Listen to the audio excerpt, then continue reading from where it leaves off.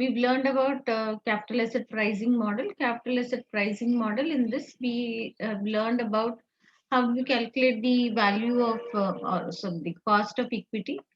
Um, Not applying the dividend model, but considering what is the risk which is present in investing in equity. So CAPM model talks about there are two different types of risk: systematic risk and unsystematic risk. Systematic risk is a risk which affects the all it has wide factors which are spread across the country. So all the firms get affected. But if it is an unsystematic risk, it is present only in that particular industry or specific to that company. Something like a strike is called off, or material which is used by that particular business is not available. Okay, it is very specific to that particular industry or that company. But then if it is systematic risk, it is present across many firms in the country. Okay, so we have learned that the variable which is used to calculate the risk in case of systematic risk is beta, and unsystematic risk is standard deviation. I didn't explain you how to calculate standard deviation. Some other occasion we can look into that. So systematic risk, beta is the variable which is used. So what is this concept? The concept talks about by holding a diversified portfolio, investors can almost eliminate unsystematic risk. So then here it talks about with the help of a formula, it talks about see investor by investing in risk-free investments can earn some return. By investing in a highly risky securities also, you can earn a return. So there are two different types of investments now there is a balancing act taken up by investing in risk free investments and investing in risky investments. There are two categories. So what would be the cost of equity? Is the cost of equity is calculated as the expected return which is earned by investments from the investments is by investing into risk-free return. So there is no issue there. So the first part of it takes care of the return which can be earned from risk-free investment.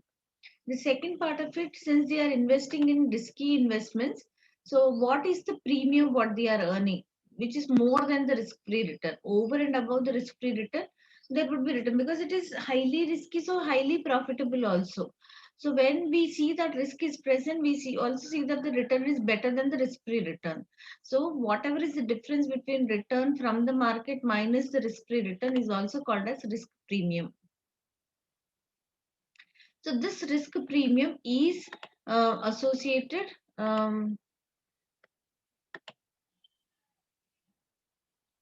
This risk premium is associated with the beta. Beta is the variable used to calculate the risk. So we are talking about return which is invested in the market. RM is return from the market. So over and above what is earned above the risk-free return. So that is the premium what they are getting over and above the risk-free. So that premium amount is to be multiplied with the beta. So that way we understand associating the risk. So risk is always present in these kind of investments. So associating the risk and the return, we get to understand what is the second type of investment. So a balancing act between these two, that is a part of the investment is safe by investing it in risk-free investments, and another part of it is risky, and also it yields return more than the risk-free return. So that is the formula what is applied here in case of CAPM.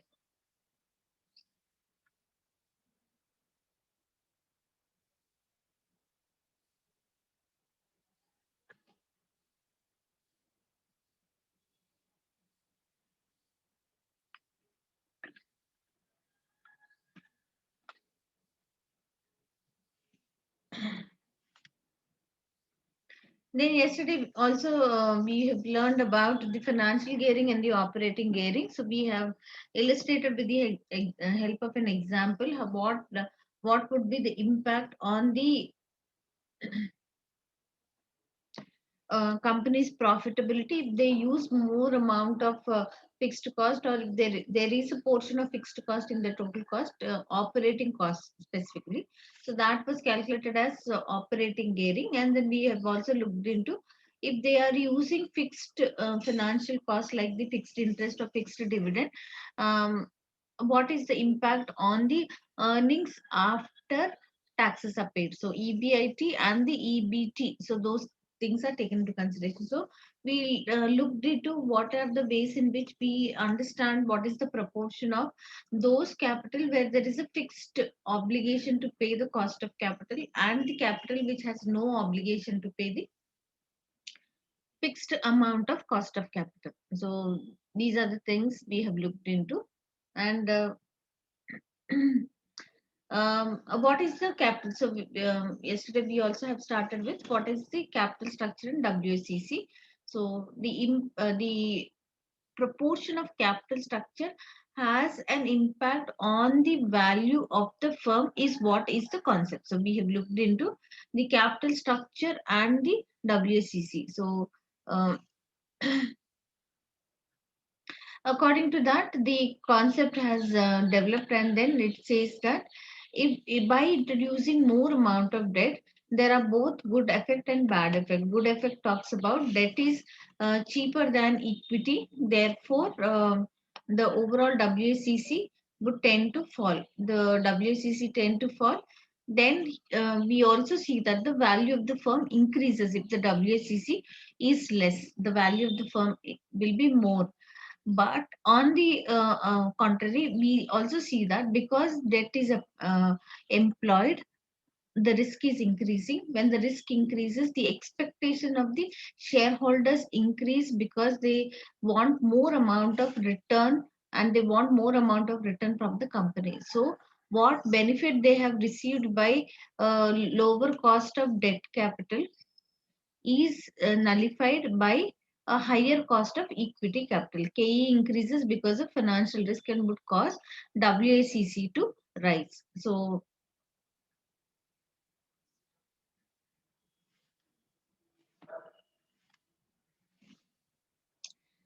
we have certain theories which are given in relation to the capital structure. So we are talking about two different types of capital. One is debt capital and the other one is equity capital. So there are certain assumptions with which these capital structure theories are framed. So the capital structure theories talk about there are only two types of capital. One is a debt capital, another one is an equity capital. So there is no mention that there are other types of capital. So what could be the possible other types of capital? What are the sources of capital?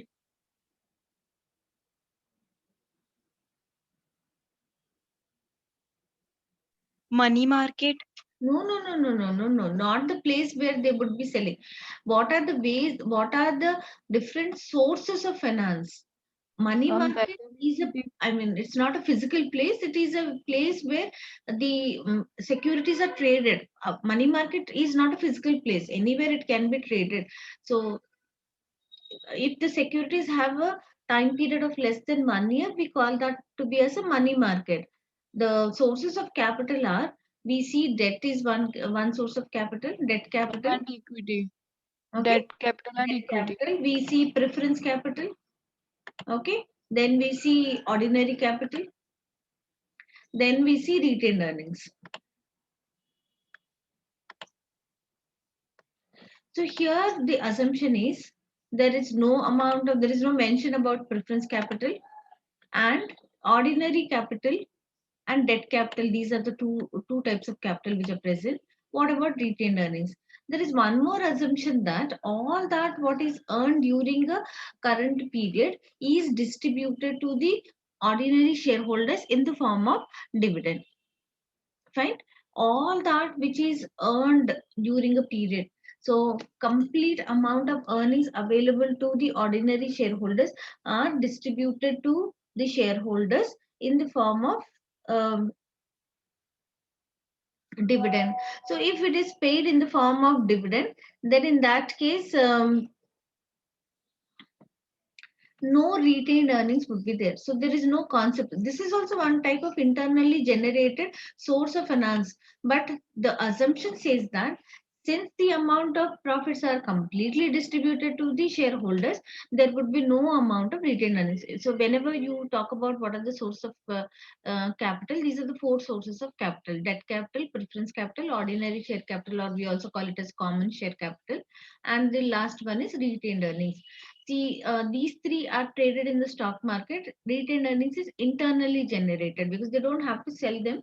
The profits which are retained in the business are there for them to take up as reinvestment. So internally generated is retained earnings, but debt,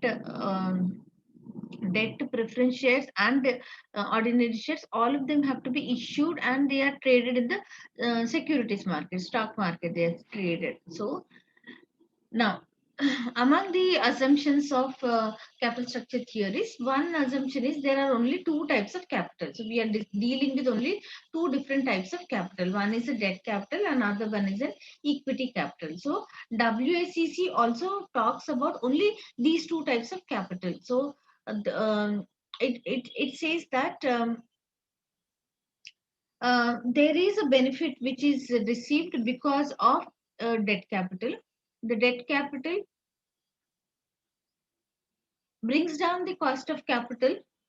The cost of capital is low because there is an advantage, um, and also there is an advantage. First thing, the cost of capital is low because it is at a fixed percentage decided at the time of issue, holds good until the end of the maturity period. It is not subject to how much profits are earned. So then it is cheap form of capital. First point. Second point is there is some kind of an advantage, tax advantage. And equity capital, on the other hand, because of the risk part which increases, the cost of equity is at a high value. So when the cost of capital is high for equity, cost of capital is low for the debt. So balancing both of them, we see that the weighted average cost of capital um, nullifies the two effects. So one has a lower cost and one has a higher cost, so it becomes an average cost of capital. So that is the traditional view. So first we should also remember these assumptions that um, all the profit, whatever is earned during the period, is completely distributed to the ordinary shareholders. MM approach is the next one. He talks about this capital structure theories as um, um, theory wherein there is no amount of tax. So we've been discussing that debt capital has a tax benefit. What is that tax benefit? Debt capital, on that interest is paid. After interest is deducted, the balance amount of EBT on that, the tax amount is calculated. So because of interest capital, the profits are coming down. So on a lesser amount of profit, tax also would be lesser. So we are seeing that debt has an advantage. That is what is the assumption. That is how we are looking at debt capital, because debt there is interest calculated. Interest can be deducted before tax is calculated. By deducting interest, profit is coming down. When profit is at a reduced value, then we see that the tax is also less. So advantage, that's the main advantage what we are referring to with the debt capital. But comes out with an approach that what if there is no taxation? So if there is no taxation, then what happens? Do we see that tax advantage? No. Okay, there is no tax advantage. So here now they have to look into as only the only the concept of increase in debt capital. So what is the amount of debt capital? what is the amount of equity capital, the proportion, the balancing of this would be taken up. No concept of a tax, there is no issue about tax included in that. So the additional advantage, what we are talking about, tax benefits, now it is not all there. uh,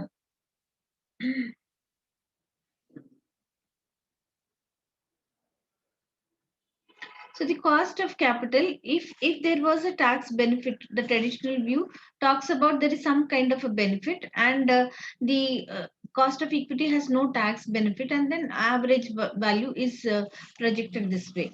Now, if it is no tax benefit, it is a fixed amount. It is a fixed amount of cost. So we see that there is a straight line here, that is cost of debt capital.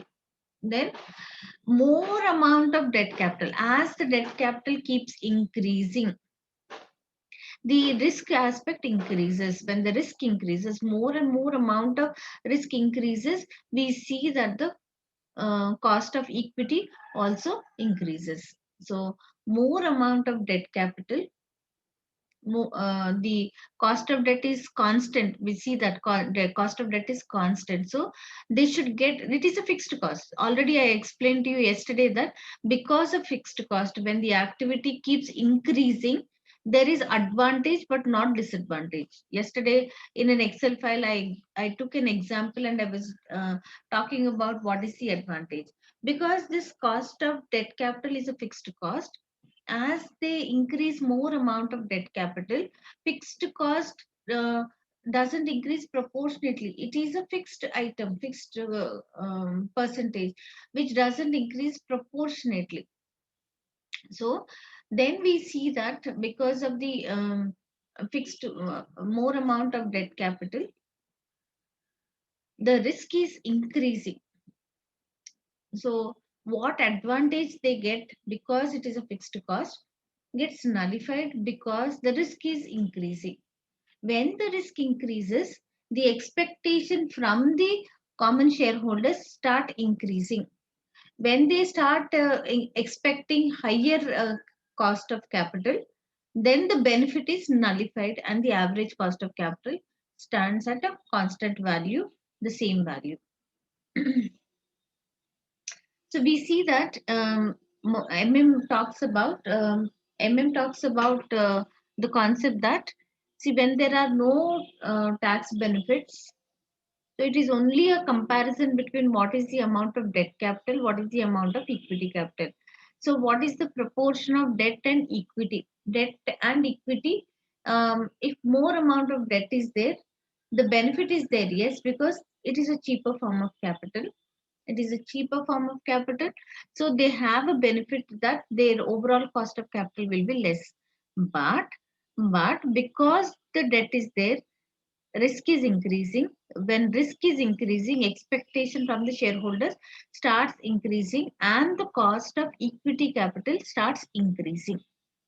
Okay, so this benefit of lesser amount of cost of capital is nullified with the expectation from the uh, common shareholders that at a higher rate is balanced, and then we see that there is absolutely no impact on the WACC. So WACC remains unchanged or unaffected.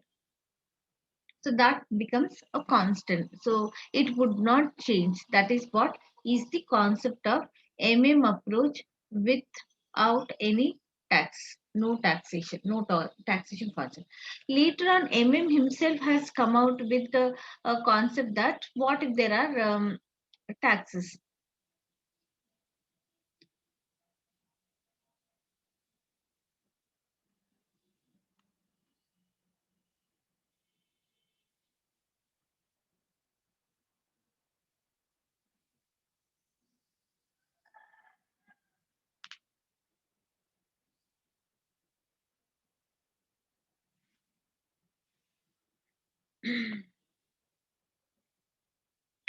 So these are two people, Modigliani and Miller. These two people have given another theory on capital structure. So capital structure theory with taxation.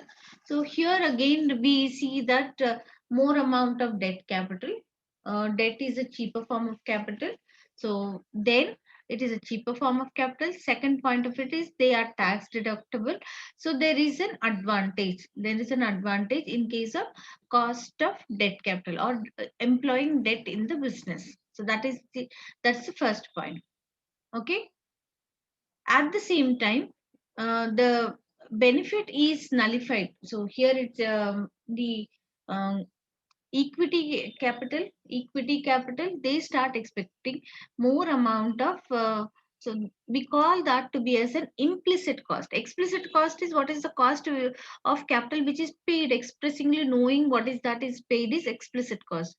So then he says that that entire concept of whatever advantage which is received is not received. Okay.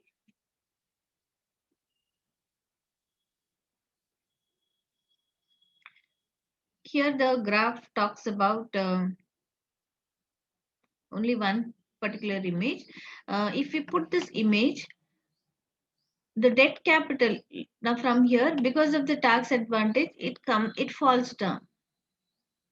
It falls down. This is cost of debt because the fixed cost of capital plus the tax advantage.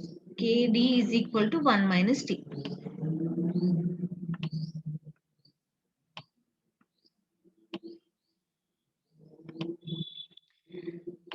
But because of this, we see that the cost of equity capital starts increasing. So when cost of debt falls, we also see that the WACC also would fall. But with the increase in equity capital, KE starts increasing because their expectation from the company keep increasing. When the this is KO, WACC or KO, when the expectation of the equity shareholders increases, whatever was the fall in the WACC or KO, then that also starts rising. So we ultimately see that there is a balancing.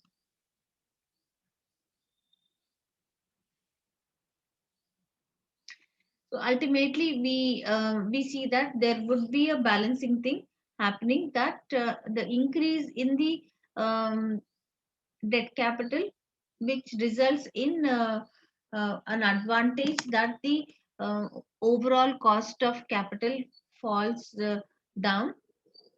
Okay, to some extent, again, it rises because of the increase in the cost of equity capital. But they also further go on explaining that, see, if debt capital increases, if there is a increase in the gearing is the situation where the firm utilizes the possibility of using fixed cost. Gearing arises because of use of fixed cost, and fixed cost of capital is on account of debt capital. So here there is a benefit which can be understood. The benefit is that because of debt capital, we see that the overall cost of capital also decreases. So even in situations where the cost of equity is rising, the KO overall, even if it increases, also ultimately we see that there is a advantage which the firm enjoys because of more amount of debt capital. As the debt capital keeps increasing, we see that there is a benefit which is associated with the debt capital. KD into 1 minus T enables the overall cost of capital to come down.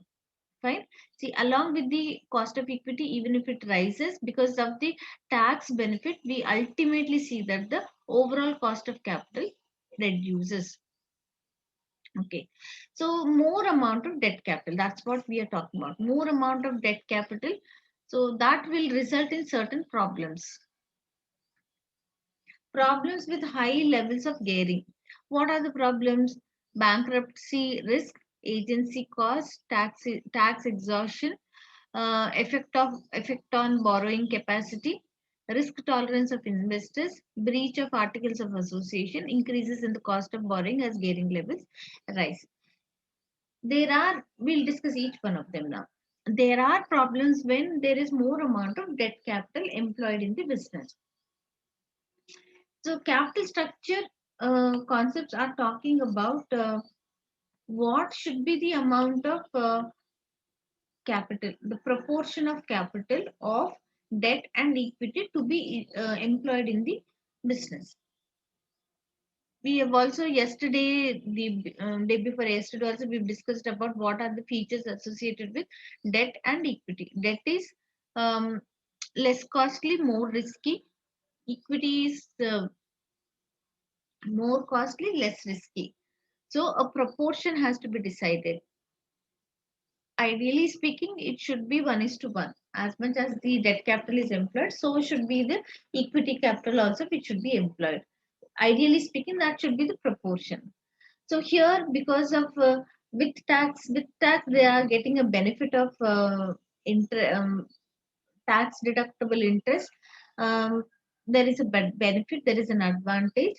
So there is a possibility that firms may go about investing in debt. I mean, raising amount by way of debt capital. Debt increases, gearing increases. So then, what are the problems? What are the problems with high levels of gearing? That's the concept. The first one talks about bankruptcy risk. Bankruptcy is inability to pay their debts is liabilities is called as bankruptcy, insolvency. You know that, no? So here in this case, if they are in raising more amount of capital, first thing is there is an obligation to pay interest periodically, then funds should be available. So if there is an obligation, where are the funds available? Because funds are already invested into either current assets or long term assets. So a part of the current assets are used to pay the current liabilities, the rest of it are used for operating expenses. Otherwise, as such, there are no funds available. So when debt capital is employed, there is always a risk to meet the interest capital, which is a interest amount, which is an obligation.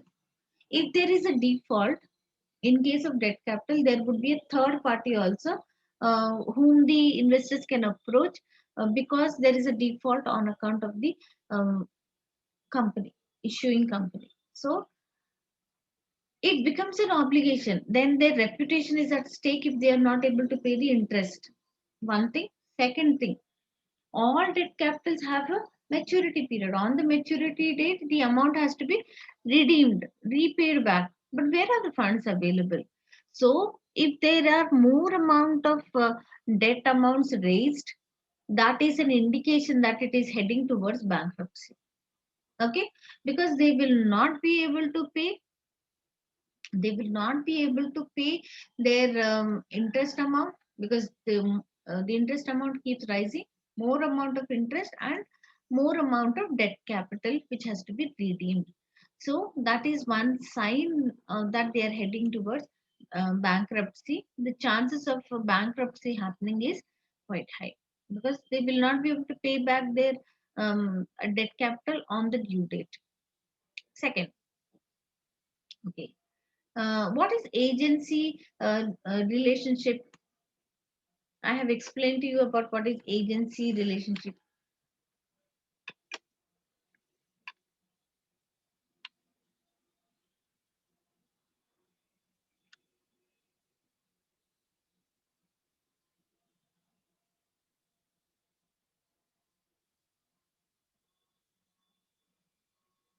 Did I explain?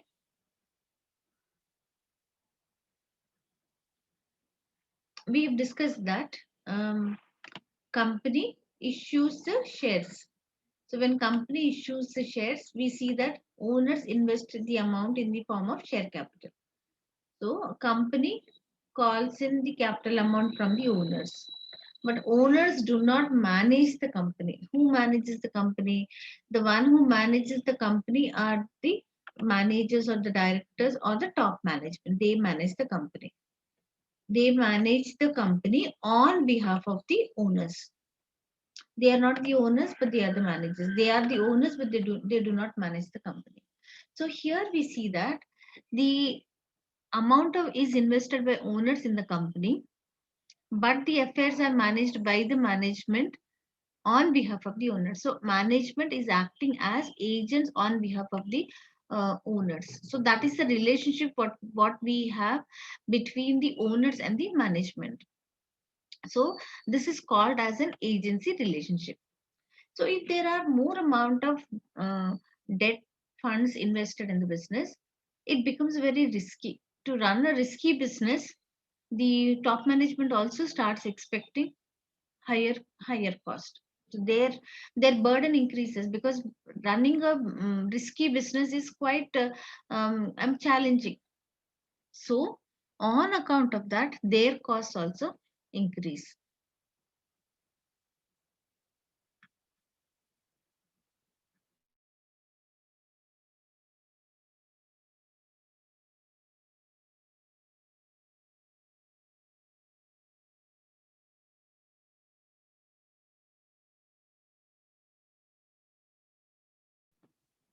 So the agency costs also increase. So I mean, managing a business which is so challenging, um, there would be also problems associated with that agency costs. Tax exhaustion. It's not that more amount of debt capital tax is stabilized only until a particular point. It is not that they can get benefit. See, as the income keeps increasing, we see the tax levels also keep rising. It is not that uniformly it is at a lower tax rate that they get that tax benefit.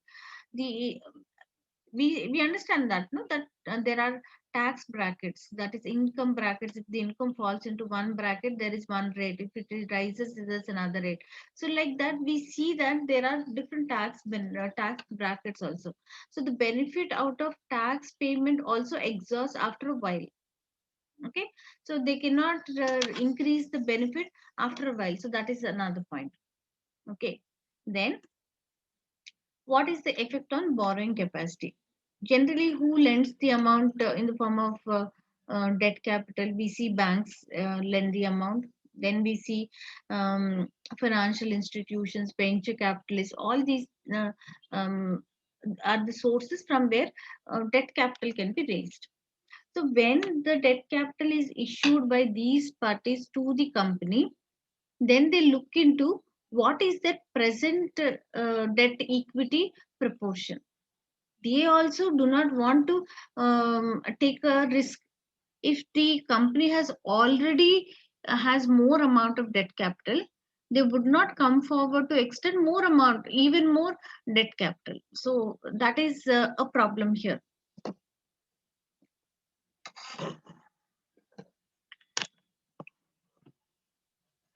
So, what is the effect on their borrowing capacity? So, the borrowing capacity um, is only until a particular level. Beyond that, no other bank or financial institution comes forward to give them more amount of debt capital. There is only a capacity, there is only a particular limit until which they can borrow. They cannot go on increasing their debt capital until 100%.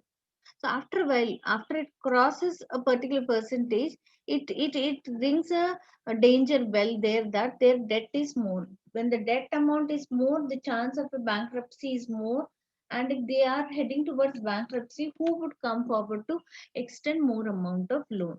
So there is an impact, there is an effect on the borrowing capacity of the firm, that they will not be able to raise any more amount of debt capital. Okay, then what is the risk of tolerance of investors? So not everybody. Conventional methods, conventional modes from where the amount is raised, they they refuse to give any more amount of debt capital to the company, because there is a borrowing capacity. If they exceed beyond that, the conventional ways like banks and the other financial institutions, they do not come forward to extend any more amount of debt. So in that case, then they have to seek the help of others like venture capitalist and other others, wherein they start expecting, as against the amount of investment or the amount of debt capital which they are investing in the company, they start expecting a share in the equity. So they start managing the affairs of the company. So that um, I mean, that independence of running their company would be lost, because venture capitalists start interfering in the affairs of the business because they are approaching them for the debt capital. So risk of tolerance of investors, based on that the investors um, tend to extend that. Many conventional investors who lend the amount of debt capital do not generally come forward. They refuse any more amount of debt capital. So some of them who are willing to give the debt amount to the company also have great expectations from the company. Then it could be a breach of articles of association. So whatever are the terms and conditions which are mentioned according to that, so there would be a breach of articles of association if more amount of debt capital is raised. Then it increases in the cost of borrowing as gearing level rises. So as the gearing level rises, so we see that, yes, we see that there is a benefit, which is because of the tax advantage, because of cheaper form of cost of debt. But more and more of debt is will result in more and more expectations from the cost equity holders. So when the equity holders expect a higher percentage of return, then the cost of capital also um, rises, is one part of it. Then that benefit is only until a particular point. So there is a tax exhaustion, there is a capacity until which they are allowed to borrow. So conventional ways they refuse. Some of them may come forward, but their expectation would be higher. They can expect a share in the equity. And in spite of all these also, if they still want to raise more amount of debt capital, because the debt now has become very very risky, those investors who want to extend their loan amounts now start expecting higher cost of debt capital. Earlier we looked at debt as a cheaper form of capital, but now this becomes, the cost of interest becomes very high, because the situation is quite a risky situation.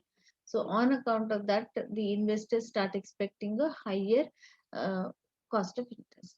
So increases in the cost of borrowing as gearing level rises. So these are the problems with high levels of gearing. So ideally, what do you think is the right proportion of debt and equity capital?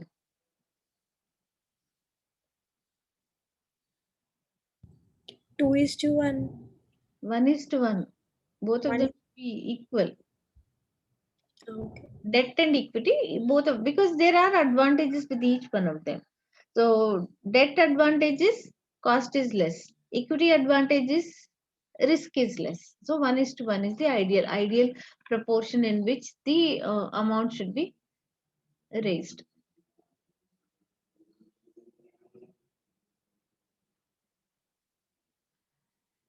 So gearing is a situation of the company's ability to use fixed cost. That is gearing. So when debt is employed in the firm, we call that as a gearing. When more amount of fixed operating costs are employed, we call that as operating gearing. When there is more amount of fixed financial cost, we call it as financial gearing. Okay. CAPM is the way of calculating return on investment. Mostly it is equity return on investment in the form of risk-free return and return on investment. So this CAPM and clubbed with gearing risk. When using betas in project appraisal, the impact of gearing of the finance used must be borne in mind. Before that, I don't know whether you have an access now to the college library and the textbooks. I do not know what is the scenario prevailing there in Punjab. So if at all, if you happen to visit your college library, please borrow some financial management textbook. There are many books. So what we generally refer to for financial management, we refer to Khan and Jane. Financial management by Khan and Jane is one thing. Financial management by Prasanna Chandra. Financial management by I.M. Pandey. So these are, I mean, Indian author standard books. What we have, there are many other, many more books, and then we have also financial authors who have given. First, you spend some time on understanding. See, it is not that we can finish off what are capital structure ratios in a span of half an hour. um, there is so much content, there are so many assumptions, you need to sit with that and then try to understand the assumption, each point, the justification, the explanation, the examples which are given. So please sit with the textbook and then go through that. Your study text is also very useful, so you can also please go through the study text to understand what are these capital structure theories. So ultimately, I mean, the study text has not elaborated on that. It only limited the explanation only until the point of cost of capital. But certain other financial management textbooks even further take it forward and then talk about what will be this impact of this cost of capital on the value of the firm. So how do we calculate the value of the firm is explained. Value of the firm is equal to EBIT divided by the overall cost of capital. So how does the value get affected, not get affected? So with illustrations, with simple examples, they have elaborated on that. So I suggest that you please go through some textbooks. See, you need to have a solid understanding about that. So if time permits, maybe we can also take up some more time to think about each type of capital structure theory and then elaborate on that. But for the moment, in a brief summary point, what we understand is because of the advantages and the um, risks which are present, how what would be the impact on the firm because of these two types of capital is in a brief way we have discussed. But when we take up some of the questions, if additional explanation is needed, I will definitely provide you at that time. Fine. So CAPM and gearing risk. So the risk is measured by way of beta, is what we have discussed yesterday. So when using betas in project appraisal, the impact of gearing of the finance must be borne in mind. Beta is a variable used to measure the systematic risk. So, but if a firm has used d- debt capital, um, I mean, the proportion of equity and debt capital. So it says that equity beta and asset beta should be taken in consideration. Equity beta talks about measures the systematic business risk and the systematic financial risk of the company's shares. This is also called as geared beta. Asset beta is measures the systematic business risk only. So what is not measured by asset beta? Asset beta doesn't consider the financial risk. What is the financial risk? By using debt capital, there is a financial risk arising. Financial risk because there is a risk of not repaying the debt holders their due amounts. That's the risk which is present. So equity beta considers that risk also. What is the risk? Risk is the financial risk is on account of a default to the debt holders. That's the financial risk. So equity beta along with the business risk, it also includes that. It also includes the financial risk of a company. But the ordinary asset beta, it only focuses on the systematic business risk of that particular business, but it is not very specifically looking into the financial aspect. So that's also called as an ungeared beta.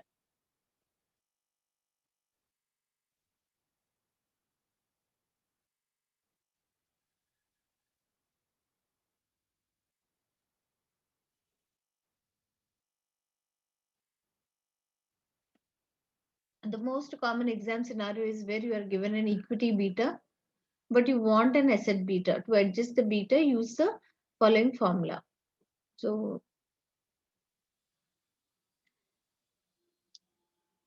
we see there are two types of beta. First one is beta equity and beta asset. So beta asset is given as beta of equity and beta of debt capital multiplied into the value of equity divided by the total value of the capital. Beta that is cost of the debt capital, which is subject to a tax adjustment divided by one, the total amount of capital, equity capital and the debt capital. Okay. So we have the uh, BA, or the overall cost of capital. So that is which is equal to beta equity into VE, that is the value of equity divided by the total value of both the types of capital. Now here it says that where debt is risk free, as is often assumed. So um, in case if that if the assumption goes with, if the debt is risk free, so risk free, what will happen to the beta part of it?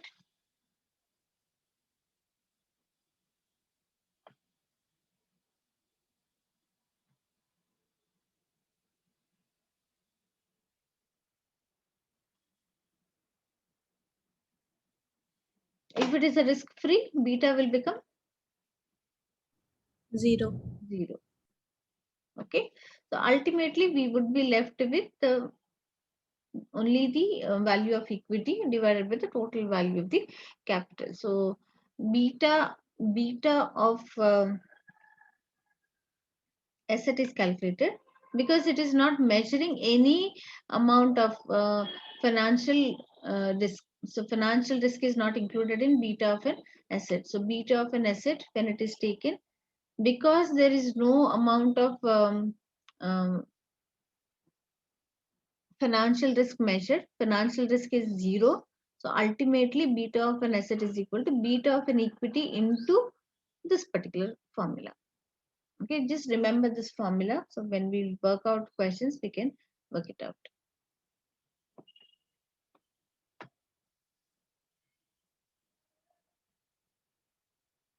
Okay, that was quite a heavy stuff, but the next topic what we are going to do is little relaxed. So financial ratios are little relaxed. So we'll go through these things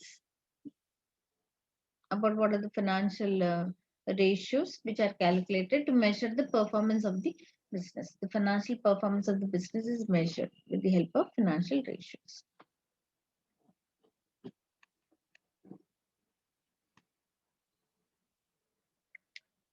So the profitability ratios are measured. There are two financial statements. One is an income statement, another one is a balance sheet. From these two statements, we also prepare the cash flow statement and the statement of changes in equity. These are the two things which are also prepared with. But basically, we see that income statement and balance sheet are prepared. So from the income statement, there are certain profitability ratios calculated. From the balance sheet, there are certain profitability ratios calculated. From the income statement of what we understand it as trading and P&L account. So from trading and P&L account, what are the profitability ratios which can be calculated? So in the trading account, we see one type of profit, which is gross profit. Sales minus cost of goods sold is gross profit. Then we see after, otherwise we'll just look into the format of just a minute. I gave you the format of income statement. So we will try to look into that format and then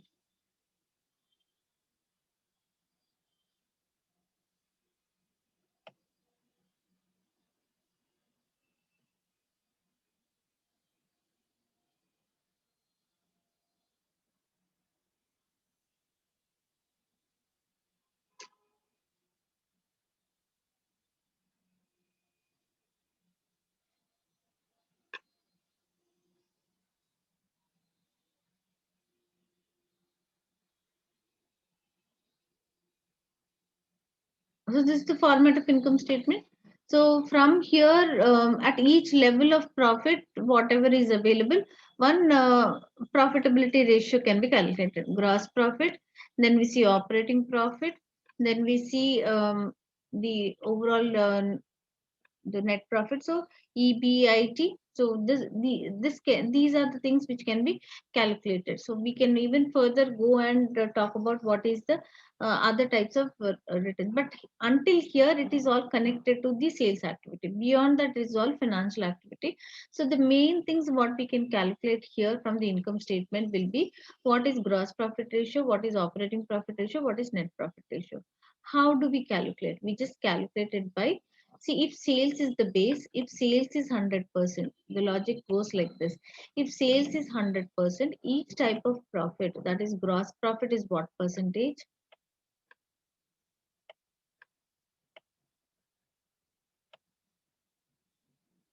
Gross profit is what percentage? Then we see net profit is what percentage? Operating profit is what percentage? So that is the logic. So how do we calculate? Gross profit into 100 by sales. So gross profit by sales into 100, operating profit by sales into 100, net profit by sales into 100. So that is how operating profit profitability ratios from the income statement are calculated. So we see gross profit ratio, gross profit by sales into 100, net profit ratio, net profit by sales into 100, operating profit ratio, operating profit by sales into 100. So that's how we calculate, right? Then there are certain profitability ratios which are also calculated from the balance sheet.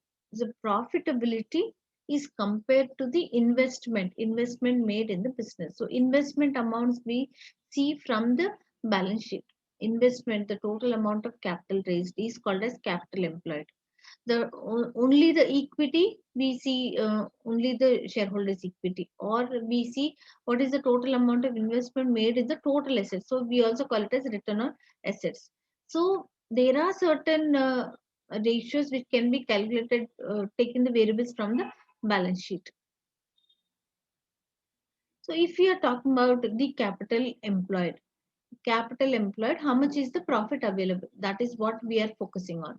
So what is the profit available after all the operating expenses, all those things are met?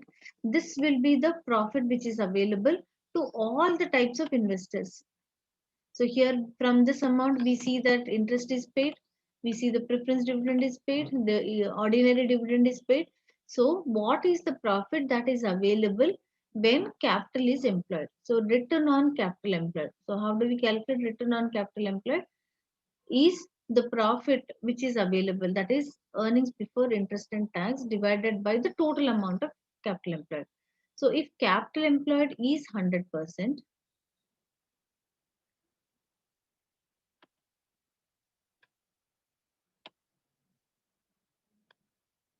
if capital employed is 100%,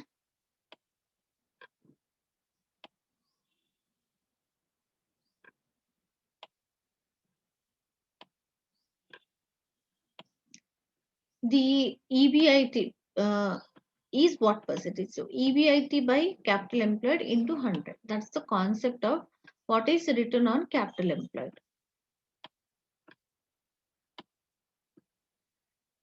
Then if we are talking about return on equity is, this is common equity. When we talk about equity, it is the ordinary equity, very specifically focusing on what is the return on ordinary equity or common equity. ROE represents only the ordinary shareholders. They are the real owners. We've discussed that also.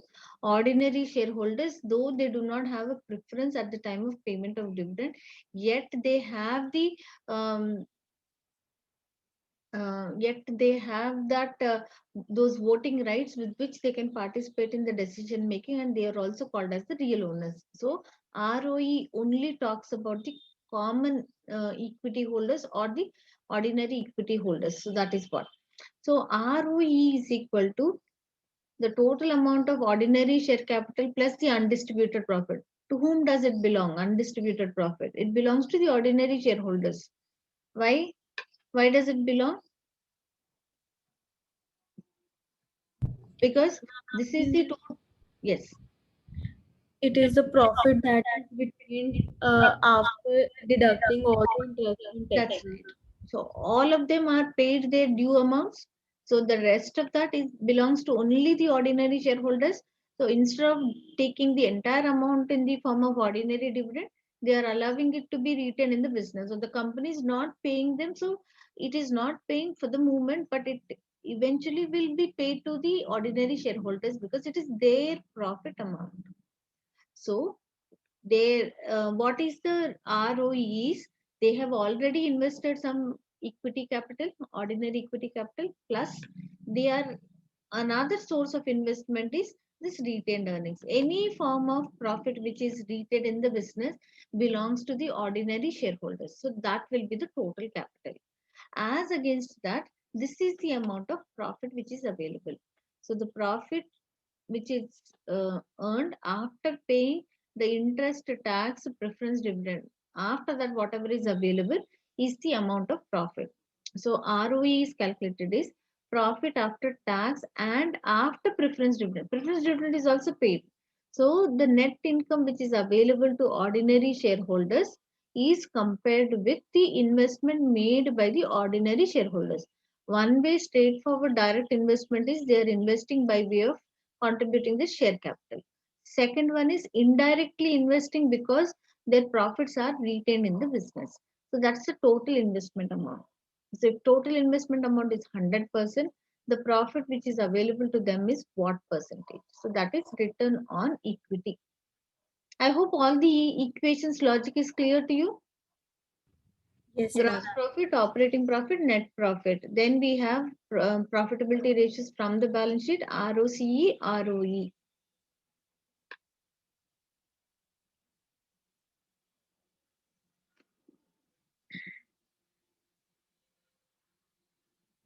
ROCE is also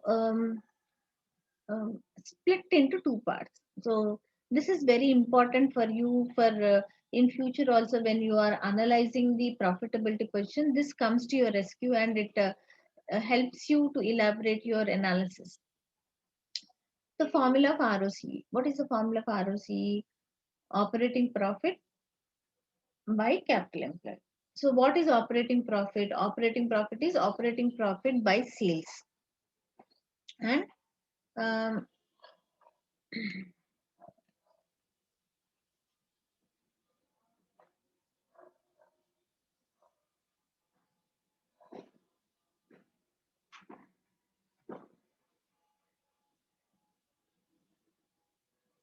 we already got this as this is EBIT or operating profit divided by capital employed.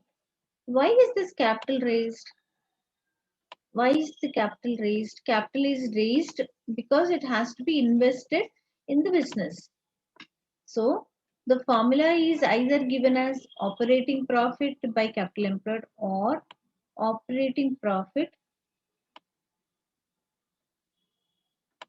divided by. We also use this term called as investment. Interchangeably they are used. Or we also use this term as operating profit by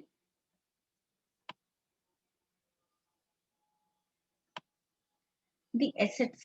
Investment is made into assets. So any format it can take. So we technically when we look into this, these are interchangeably used variables. Operating profit by capital employed or operating profit by investment or operating profit by assets.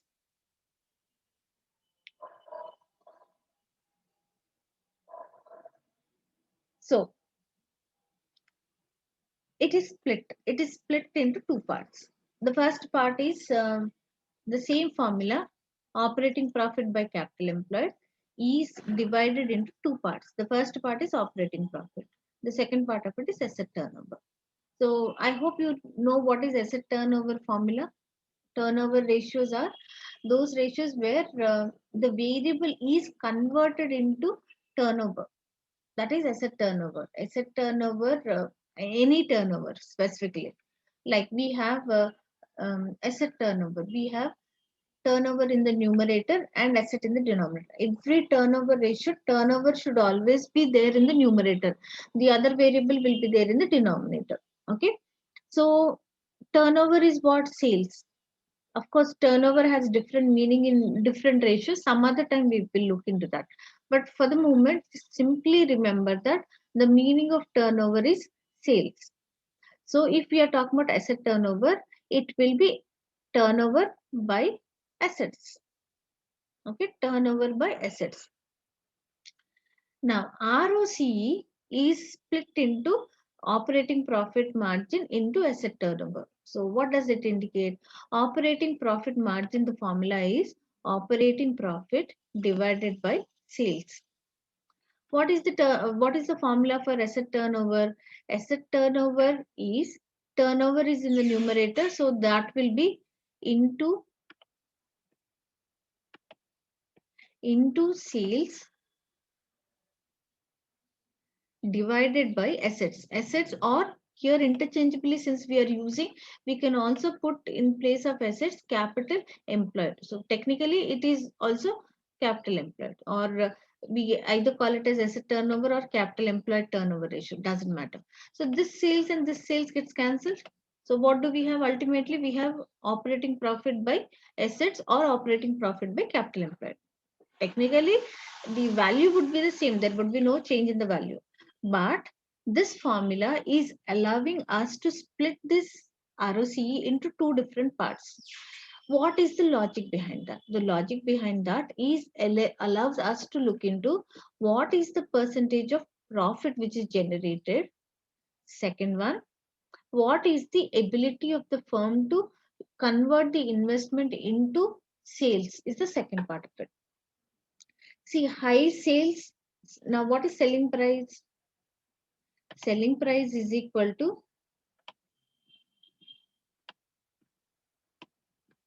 cost price plus profit.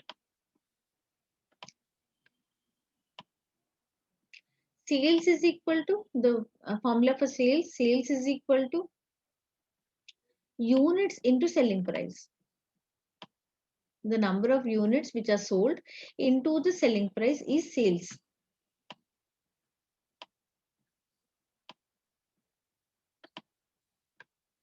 Sales could be high.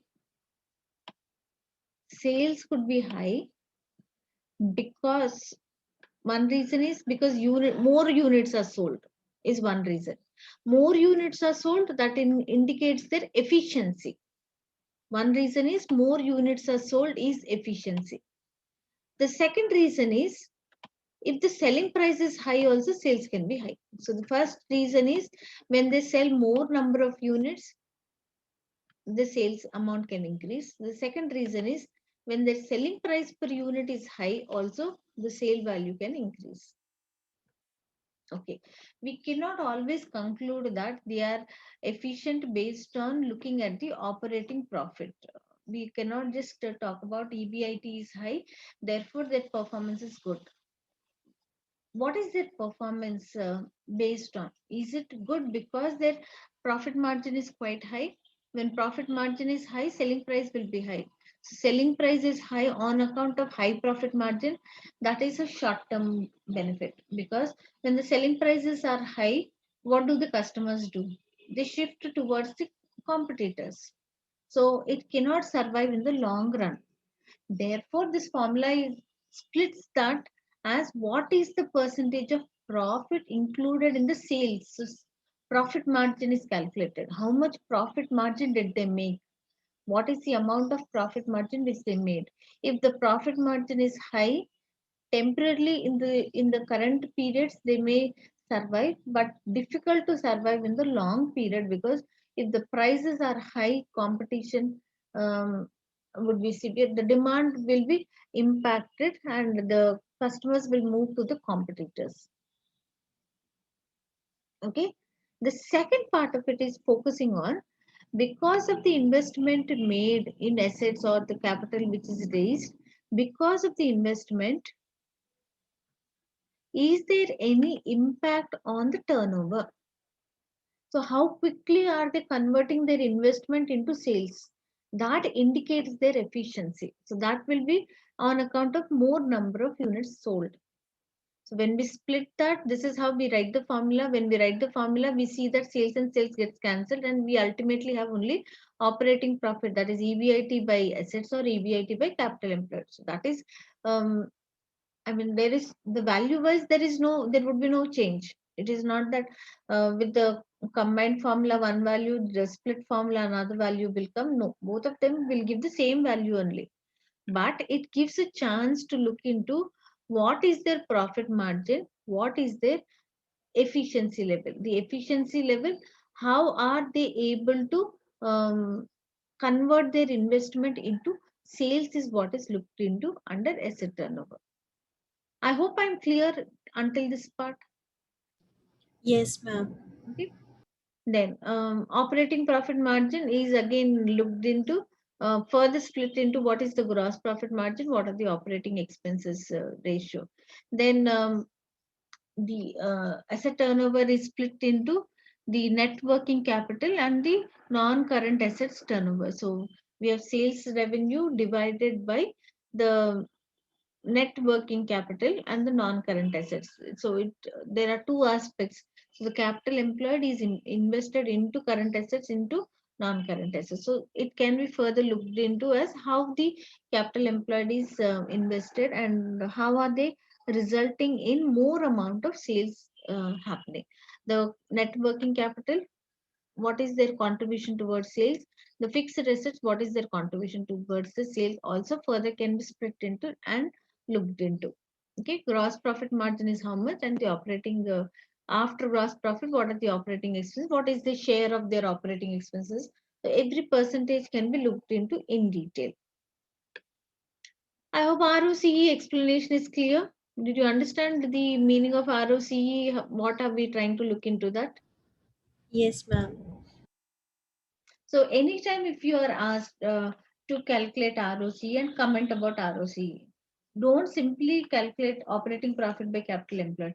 Look at the marks which are allotted to that question. If you feel that more marks are allotted, so in an indirect manner, they are indicating a message that you also have to split that and do and comment about that. So you should take the hint from the marks which are allotted, what calculation should be taken up.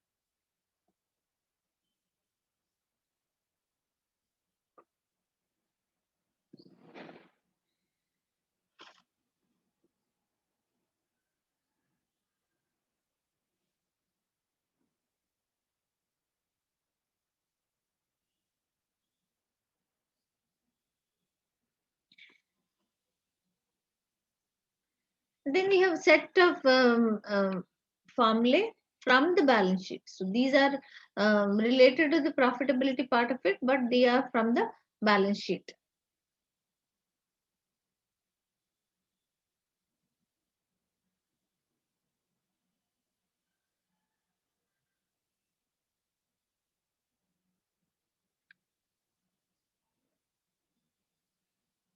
The first one talks about is what is earnings per share.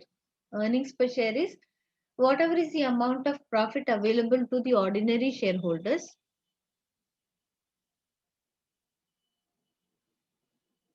the amount of profit available to ordinary shareholders. This belongs to all the shareholders, all the ordinary shareholders. So this amount of profit divided by the number of ordinary shares gives us what is earnings per share. Just because it is available, is that paid? Not necessary. Just because the profits are available, will that entire amount be paid to the ordinary shareholders? It is not so. Only a part of it is paid, which we call it as DPS.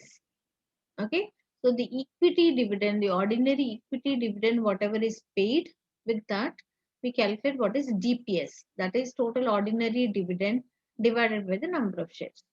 The total profit which is available, the total dividend which is paid. Okay, so profit available divided by number of shares, dividend paid divided by number of shares, talks about EPS and DPS. The next formula, the second one in this sheet which is given is what is the price earnings ratio? Price earnings ratio. So the way in which we can remember is it is P by E. Price This is earnings.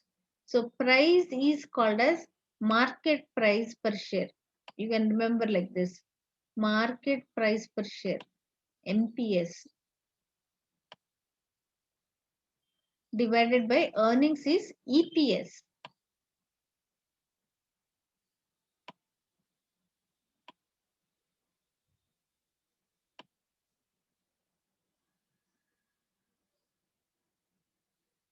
MPS divided by EPS, market price per share divided by earnings per share. What are we trying to look into that? See, if the company makes better profits, if the earnings per share is high, if it is earning better profits for the investors, will not the other investors get attracted in the stock market? Let's say XYZ company has announced their profits in the at the end of the year. So for the current period, they say that these are the profits which are available. The company has made so much of profits. So immediately it sends a message to the all the investors in the stock market that XYZ company is doing well. So the investors want to invest in XYZ. So when more and more investors want to invest in XYZ company, the demand rises. When the demand rises, the price also rises. So we discussed that stock market is an exception to law of demand. When demand rises, price rises. So this particular ratio, price earnings ratio, so the market price per share divided by the earnings per share, sends out a message that the company is a well-to-do company, is doing well, it is a profitable company, and that gets reflected on the market share price. So it expresses the amount shareholders are prepared to pay for the shares as a multiple of current earnings. So how is that this is getting affected? Because of EPS. Okay. So what is the impact it has on the market price per share? The market price of the share is a reflection of what is that the investors are willing to pay. When the demand rises, the price also rises. So it is their interest in investing in the company. So that is reflecting their interest in the investment of the company.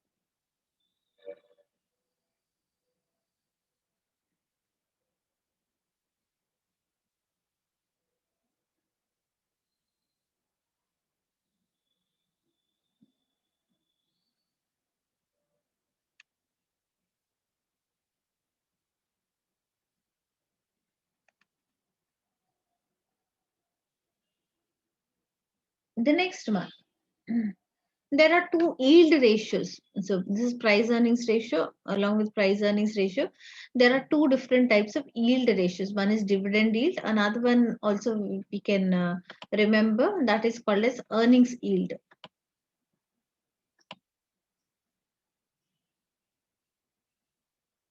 Did you do these ratios when in college? Management accounting you must have done, isn't it? Yes, ma'am. Earnings yield and price earnings ratio are inversely related. So whatever is price earnings ratio, which is MPS by EPS, we see that it would be EPS by MPS.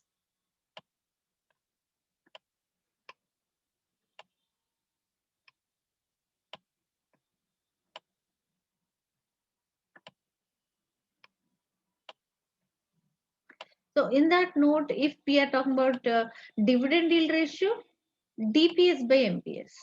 So DPS by MPS. Okay, dividend yield ratio, uh, DPS by MPS. So we also see that DPS reflects the satisfaction level of the shareholders. Earnings is their profitability level. DPS is how satisfied are they. If they are not satisfied, there is a chance that they can withdraw their investment from the company because they were paid less dividend. So DPS talks about the satisfaction of the shareholders. So the annual dividend per share expressed as an annual rate of return on the share price, that is DPS. So how does it impact the market share price or What is the return? We have learned about total shareholder return. You remember dividend yield plus the capital gain return. So dividend return plus capital gain return. So dividend return is dividend yield. Dividend divided by the share price, the market share price. Their dividend return very specifically was the investment made at the beginning of the period. This is at the end of the period only.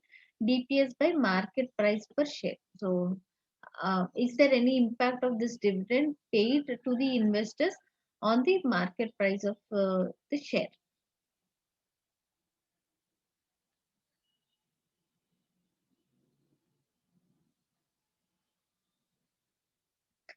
Then dividend cover ratio. First is interest cover ratio. Interest cover ratio. Then we have dividend coverage. We talk them as um, dividend. We call them as coverage ratios. So one is interest coverage ratio. So when we are calculating interest coverage ratio,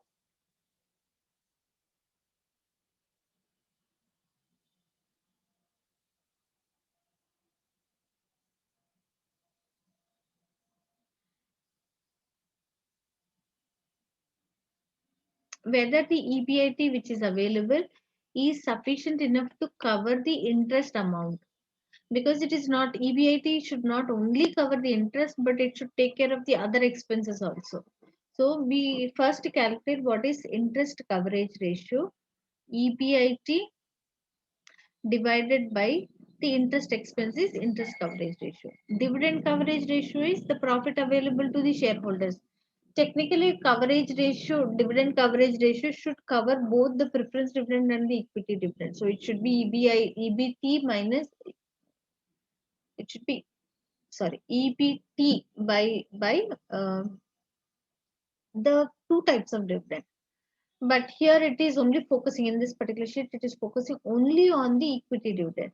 So the profit which is available to ordinary shareholders divided by the ordinary dividend which has to be paid. So that is dividend coverage ratio.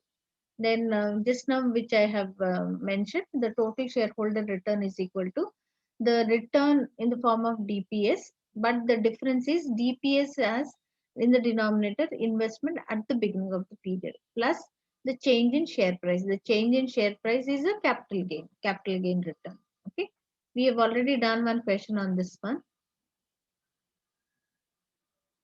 What are the potential problems of each of these things, and then we'll not do business valuation today because it becomes too much of content. So we will take up solving few questions, simple ones we will take up in today's class. What are the potential problems of these ratios? The first one, ROCE. ROCE uses profit, not maximization of shareholders wealth. What does it mean by maximization of shareholders wealth?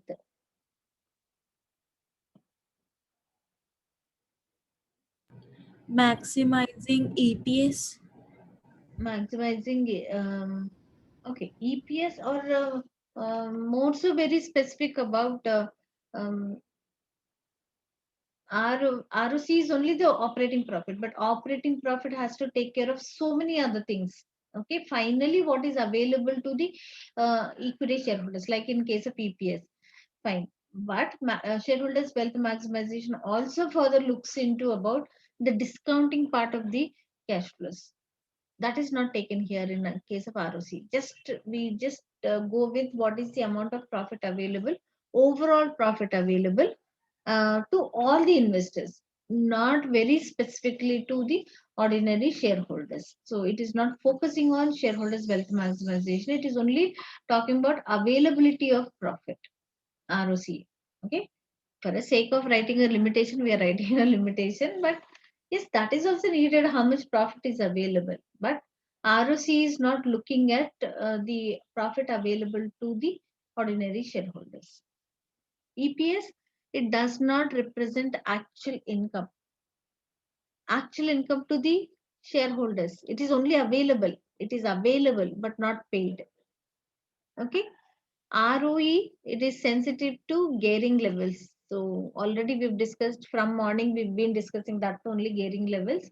So ROE, the return on equity, gets affected because of the use of debt capital. The use of debt capital increases the cost of equity. So it is sensitive to gearing levels.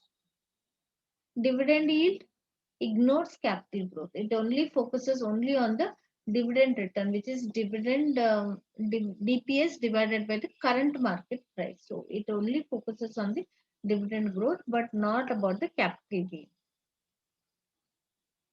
Okay, kind of a heavy stuff only you've learned today. So we'll take up on a relaxed note some simple questions.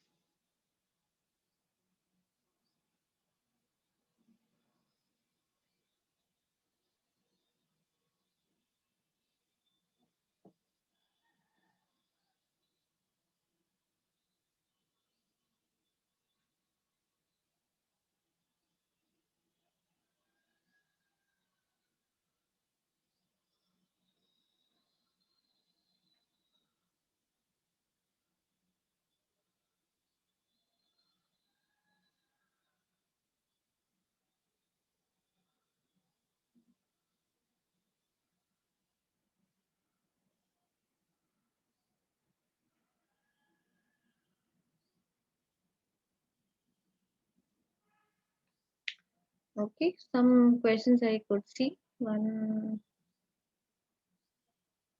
second. Just give me 1 second. I will um, paste it on an Excel sheet. Once the syllabus is done, we will work out more questions. But right now, as of now, we are still covering the syllabus. So after the syllabus, we will extensively work out questions from the examination kit.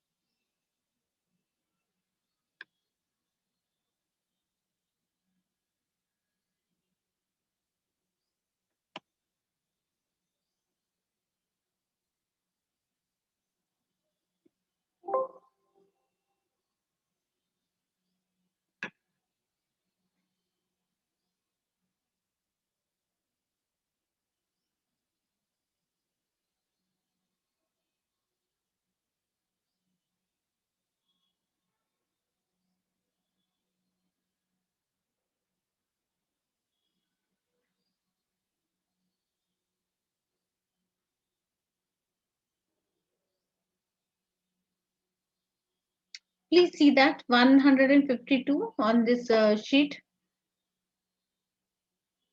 152 talks about a company has just paid an ordinary share dividend of 32 cents 32 cents and is expected to pay a dividend of 33.6 cents in 1 year's time. The company has a cost of equity of 13%. The what is the market price of the company shares to the nearest cent on an ex-dividend basis? Can you work it out? Yesterday we've done this model. Please work it out. Let me see.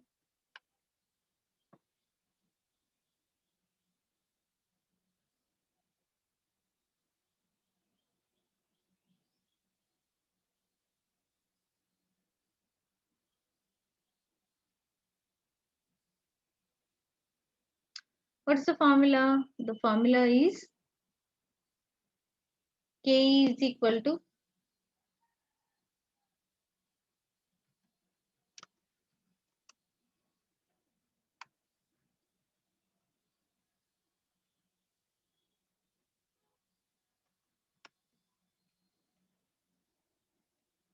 do we know what is dividend? A company has just paid an ordinary share dividend of 32 cents, 0.32, 32 cents, and is expected to pay a dividend of 33.6 cents in 1 year's time. The company had a cost of equity of 13%. So KE is equal to 13%. That then the what is the market price of company shares to the nearest? Do we know what is G? No, ma'am. Okay, we do not know what is G. So in that case, first we need to calculate what is G. How do we calculate what is G? G is equal to,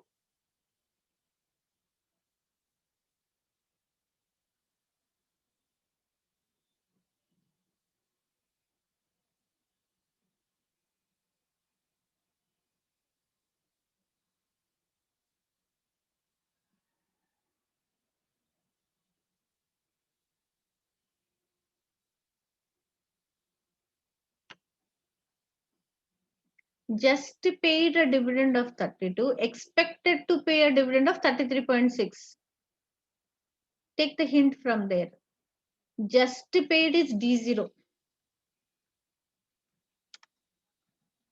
Just paid is D0, which is equal to 32.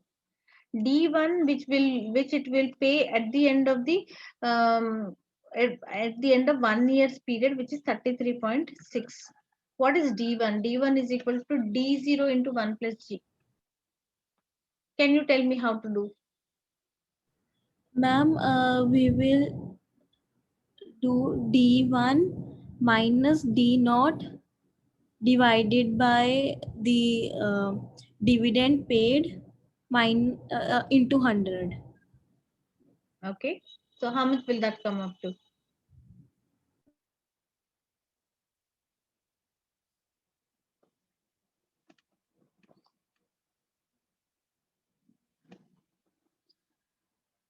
D1 is equal to 1 plus G. 1 plus G. Um, D0 into 1 plus G. So D0 is equal to 32. So 32 goes to the other side.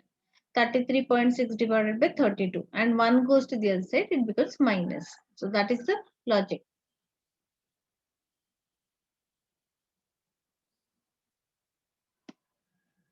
I'll put it here. CBC D1, the formula wise is equal to D0 into 1 plus G. And that happens to be 33.6. What is D0? We know D0 also. D0 is equal to 32 into 1 plus G, which is equal to 33.6. So we have only 1 plus G on this side. Take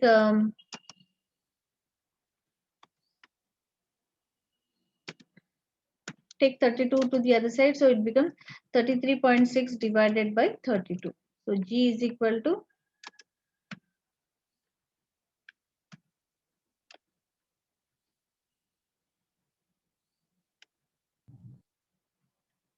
entire thing minus 1. Okay, so it is 0.05. 0.05 is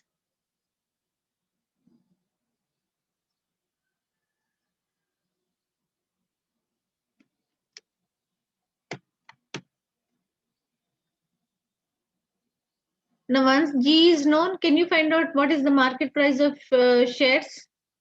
So we have D1, we have G. Can we find out? We have KE also. KE is 13%. So we have KE is equal to 13%. Quickly solve and tell me what is the value of P0?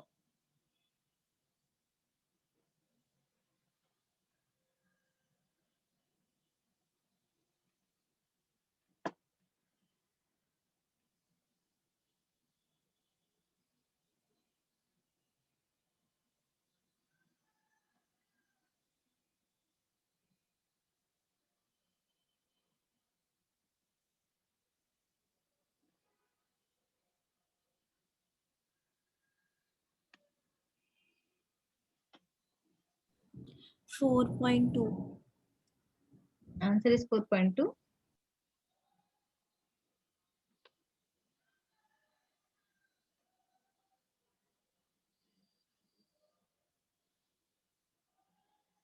So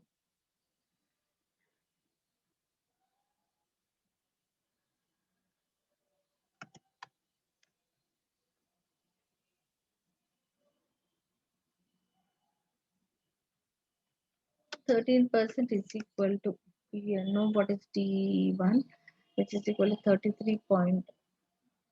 We'll take the formula. P0 is equal to D1 by KE plus G. P0 is equal to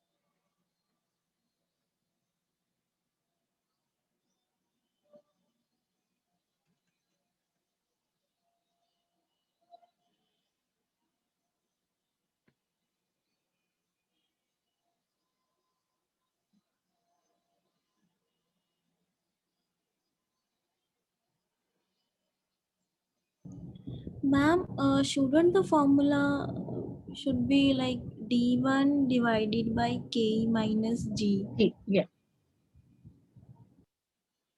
thank you.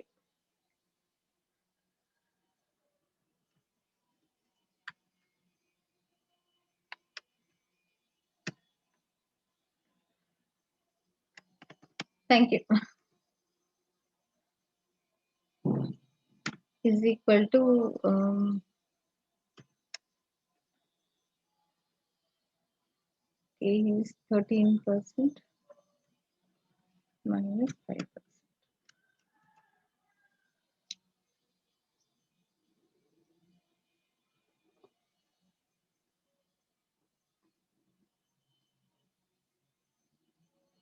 Value is 4.2 or 420?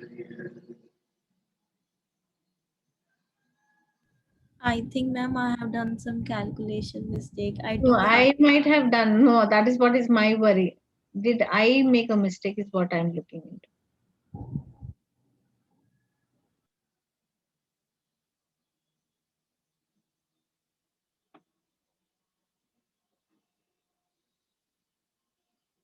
So what if we take 33.6 divided by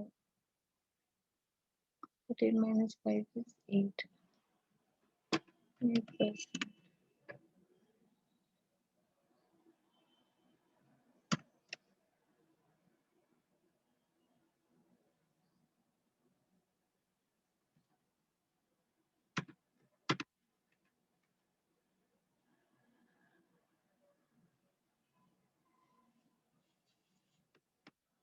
Okay.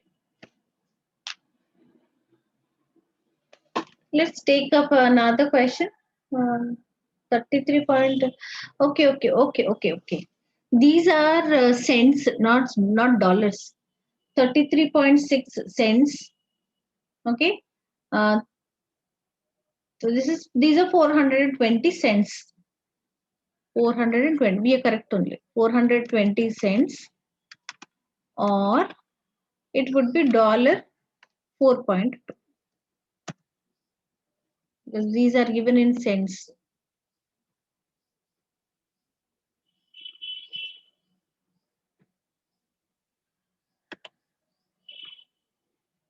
If you're converting it into dollars, it would become $4.2. So the answer here is 4.2.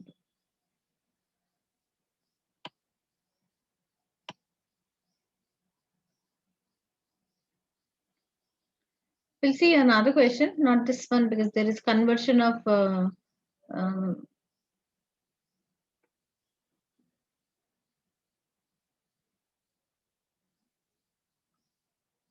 little simpler ones. We'll select and then we'll work out a little simpler one instead of this current market value of.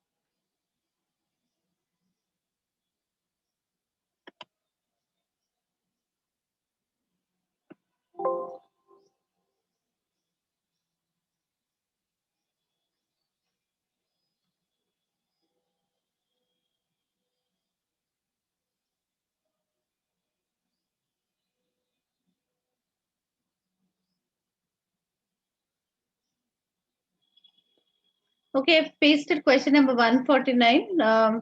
Spanner Company has paid the following dividends per share in recent years, 2013 and going backwards until 2010 we have. Um, 2010 it was 31.1, then 32.8, then 33.8, then 36. The dividend for 2013 has just been paid, and SKV company has a cost of equity of 16%. Using the historical dividend growth rate and the dividend growth rate model, what is the market price of Spanner Company shares to the nearest cent of an ex-dividend basis? So we also have learned about a dividend growth rate formula.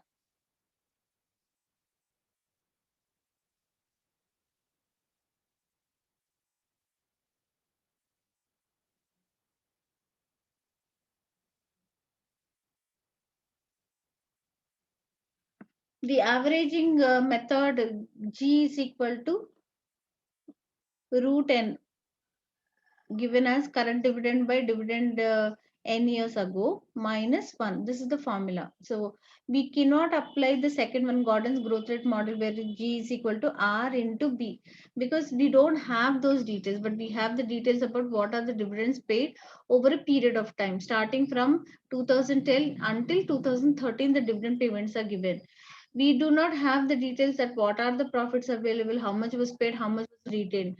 If those details are available, we generally go with the formula of G is equal to R into RE into B. But we do not see RE is there, 16% RE is there, but B retention ratio is not there that we can calculate G. So we depend on the other formula. The other formula is root n to the power, that is to the power of root n. Under the root we have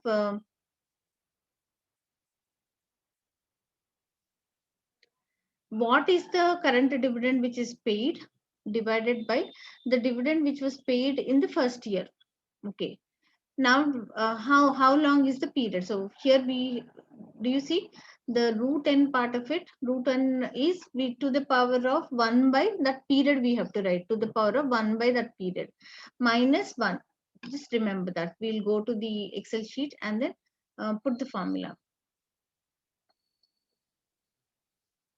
G is equal to, we write it as um, current dividend divided by dividend in the, from among the list of dividends which are paid, whichever is the first payment. The first payment in this problem is given in 2010, dividend in um, 2010, year 2010, dividend paid in year 2010, or in the first year, very specifically we say the first year. The whole thing, the whole thing to the power of, in the power 1 by nth year.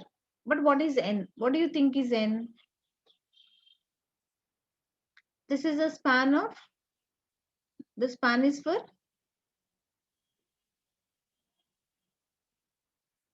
how long Four. is it? 4 years. But we write it as 3. I'll tell you what is the logic behind that. So when is the dividend paid? The dividend is usually paid at the end of the year.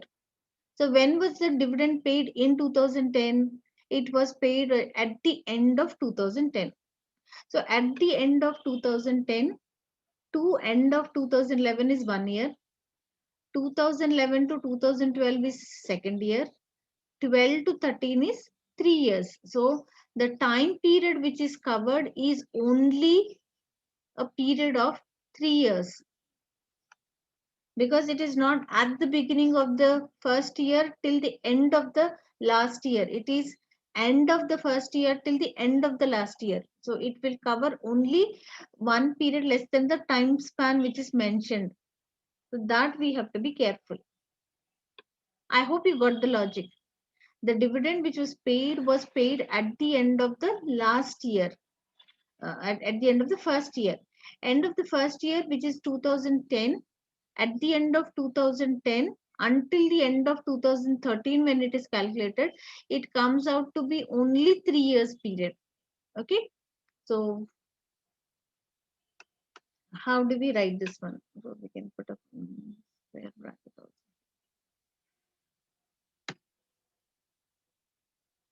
I'm just putting the values and then substituting.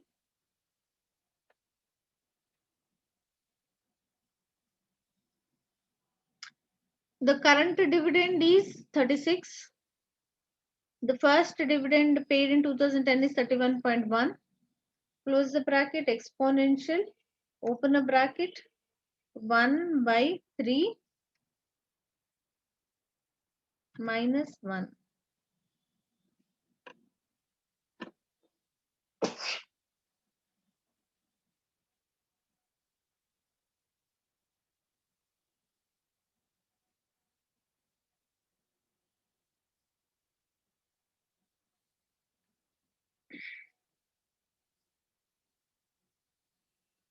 Convert it into percentage. So we got G to be as, should I put the values also so that you can look into that? The values are, um, the current dividend is 36. The dividend paid in 2010 is 31.1. Close the bracket, exponential, open a bracket, 1 divided by 3 minus 1. Okay, so this is for your reference. How do we write this?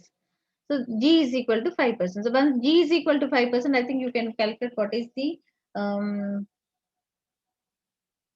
market price. The P0 can be calculated. D1 is already known. We know what is the D1. Do we know what is D1?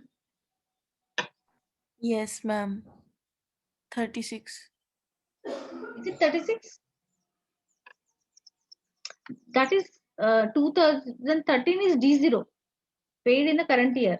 The dividend for 2013 has just been paid, but D1 is dividend at the end of the period. So we need to calculate D1 also. We have D0 is equal to 30, 36.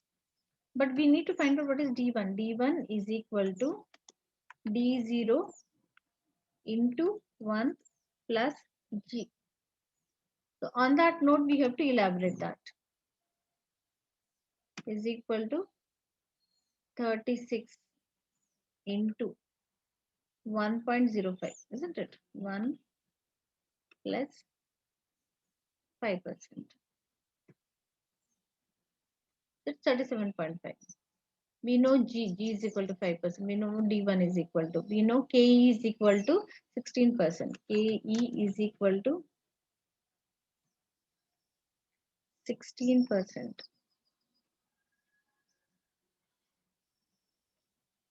P0 is equal to D1 by KE minus G, which is equal to 37.799 divided by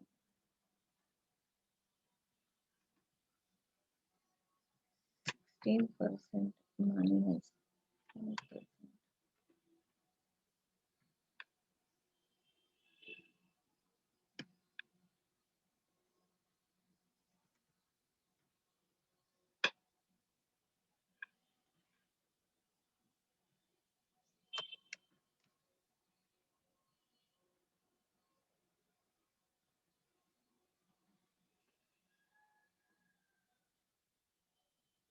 Okay, the same thing, 343 cents,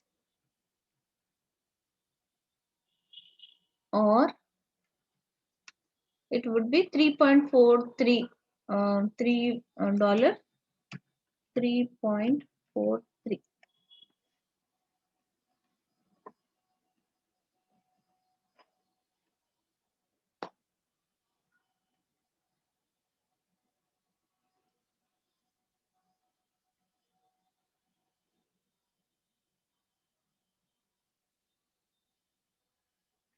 Tomorrow we won't have a class, so then again we will meet again on Monday. So until Monday, please go through the content what we have learned until now. So let's take it up again on Monday and continue with that. Maybe we'll work out few more questions from these type of questions. But first, initially we will work out only simple questions. Then after the content is completely done, we'll take it up little advanced questions also.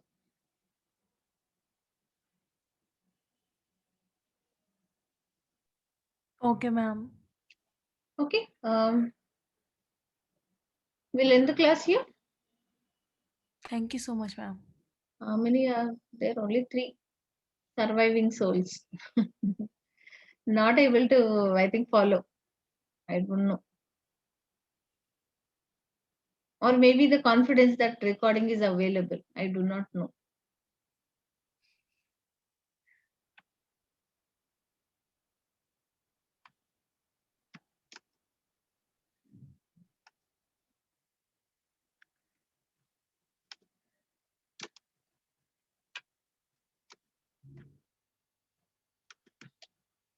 Thank you, ma'am. Have a Yeah.